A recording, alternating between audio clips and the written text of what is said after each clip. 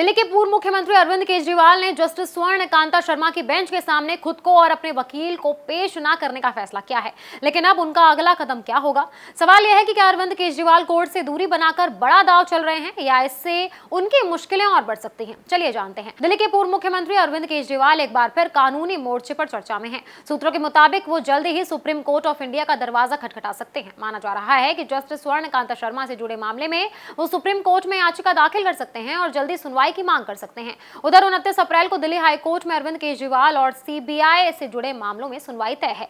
खबर है कि इस दिन सीबीआई अपनी दलीलें शुरू कर सकती है, लेकिन अगर केजरीवाल खुद को इस सुनवाई से दूर रखते हैं तो इससे उनकी कानूनी परेशानी और बढ़ सकती है। अब समझते हैं कि अगर कोई आरोपी कोर्ट में पेश नहीं होता तो क्या क्या हो सकता है। पहला मामला, कोर्ट आरोपी को नोटिस भेज सकता है और जवाब मांग सकता है। अगर फिर भी हाजिर ना हो तो पहले ही जमानती वारंट और बाद में गैर जमानती वारंट भी जारी हो सकता है।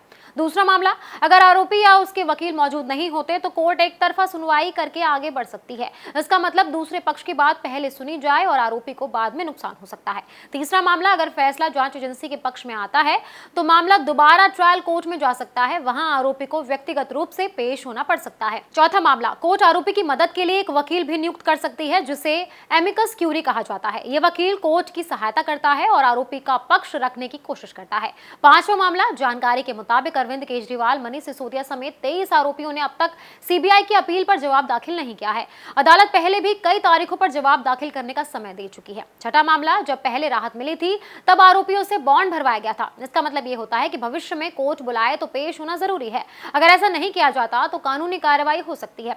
अब सबसे बड़ा सवाल ये है कि क्या केजरीवाल हाई कोर्ट की सुनवाई से दूरी बनाकर सीधे सुप्रीम कोर्ट जाएंगे? अगर ऐसा होता है तो मामला और दिलचस्प हो सकता है, क्योंकि एक तरफ हाई कोर्ट की कार्रवाई चलेगी तो दूसरी तरफ सुप्रीम कोर्ट में राहत की कोशिश हो सकती है। दिल्ली की राजनीति में ये मामला सिर्फ कानूनी नहीं बल्कि राजनीतिक रूप से काफी ज्यादा अहम माना जा रहा है।